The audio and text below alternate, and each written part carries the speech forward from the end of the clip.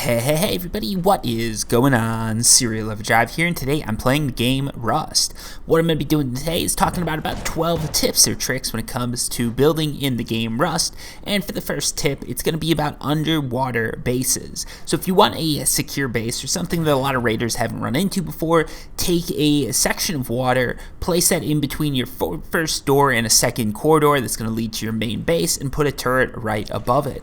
That turret is going to be a lot harder for the raider to take out, and it's going to be shooting right down into the water, so when someone comes through, the first thing they're greeted with is a few shotgun shells.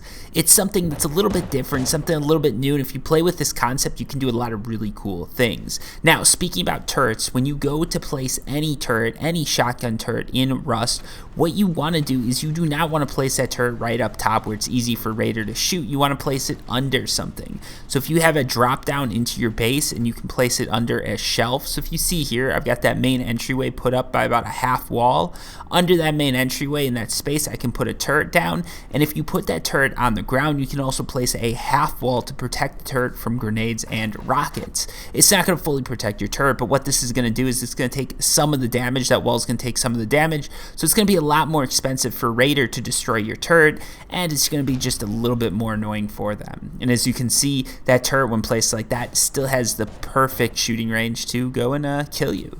And next up, when we're talking about defending a base, if you have, or if you do decide to put in some barriers or some honeycombs, you can use a window on the inner honeycomb that's facing you, and that window can be picked up and dropped, and that's going to allow you to place a little bit more stuff, and a lot of raiders aren't going to bust through that window until they have turret control or until they have TC control and can pick it up, so it gives you just a little bit more time to secure your stuff. Speaking about TC control, you can do something like this. This is using a Dropbox to protect your TC. This means that there's going to be one full wall in between a raider and your TC. What you've got to do is you've got to have a sleeping bag on each side. One of the sleeping bags is going to take you into the TC, and one of them is going to be just to the main part of your base.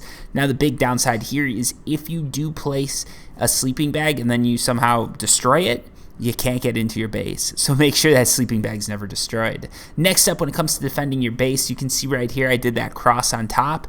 All this does is it's a further step for honeycombing. You put it on top of your base. It protects the roof, so if someone with a rocket comes, they can't just blow up 4 tiles at once. They've got to pick which tile they want to focus on. Next up, when it comes to protecting your base, we're going over a lot of these protecting your base tips. If you guys want to make a double TC, triple TC, whatever base, this is how you do it.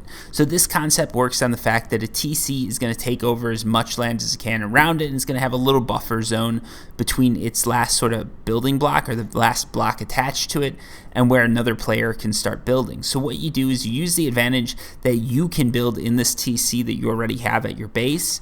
You build a sort of just walkway leading into your base, and then you put a TC down that's protected by just sort of 3 walls. So you just throw that TC down. It's going to be minimal components required to build it. But now what's going to happen is if someone's raiding your base and they happen to destroy the TC in your base, this little TC right here is going to protect your base. So if you want to test this out, just jump into a build server, drop that TC down, drop the ramp down, then go into your main base and destroy your TC and see what happens. TC stands for tool cupboard, by the way. I probably should have said that, but I said it now, so it's covered. But yeah, you can see here, I still have building privileges, and that's because that other TC took off. You can see, though, building privileges don't extend far outside my base, so if you have a massive base, you might need to do multiple TCs to make everything work. Now, if you're going to use that window tip from earlier, you're going to use windows to actually protect your base. It's perfectly reasonable to do that, by the way. You can also use tables to navigate through the windows a lot easily. Usually, you've got to jump and sort of fling your way through, but if you lay down a few tables, you can just walk through with ease. So if you can see here, I can pretty much just run through my base with crawling or crouching, and it's perfectly fine. Also, when it comes to tables, if you place some tables down on your shooting floor, what that's going to allow you to do is shoot down. So if you look, I've got tables placed all around my shooting floor, my shooting gallery. I can run up right to those windows edges and shoot down. I can do this because now I don't have to worry about running or anything like that. It's a lot more fluid. It's a lot easier. It gives you a lot more sort of coverage, right? So if you have multiple raiders coming in, you can just position yourself in different positions super easily and shoot down on those raiders. Now, this does expose you a little bit more, and there is a possibility for your body to drop if you're shot, so do keep that in mind when you're using tables. Another thing when it comes to shooting is if you use 3 double doors, you can give yourself a nice little shooting hole out from your main base or out from your main door, and then no one can get in or out, which is great. Another tip when it comes to hiding things in your base, if you come into a base like this, there's probably a door hidden somewhere. You see, when you place down carpets, you can actually place them in front of a single door, and what this is going to allow you to do is create a few hidden places. And what I like to do is use these with honeycombs. A lot of times raiders just won't bother to take out carpets, especially if all they see is honeycombs. They're just going to think it's a normal honeycomb. So if you place a door there, you place down some carpets, maybe, just maybe, they don't notice it. But if they shoot any explosives or anything like that, the carpets are destroyed and your base or your hidden door is wide open.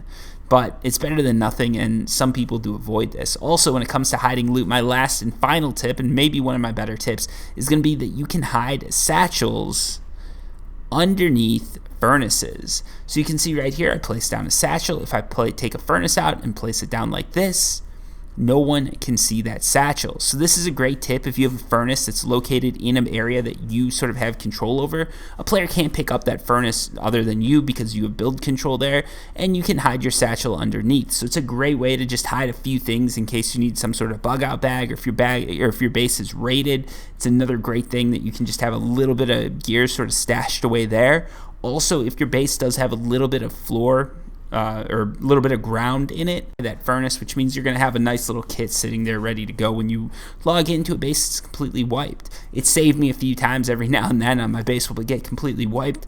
I go back. Luckily, the raiders left my TC alone. I can go pick up some stuff, pick up a few furnaces, and now I've got a full kit and I'm ready to go and hopefully reclaim my loot.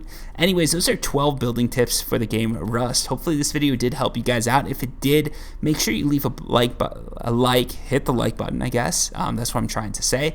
And if you guys can subscribe, I really do appreciate it. Anyways, thank you guys for making it all the way through this video. Hopefully some of these tips are new to you. Hopefully some of those tips help you out.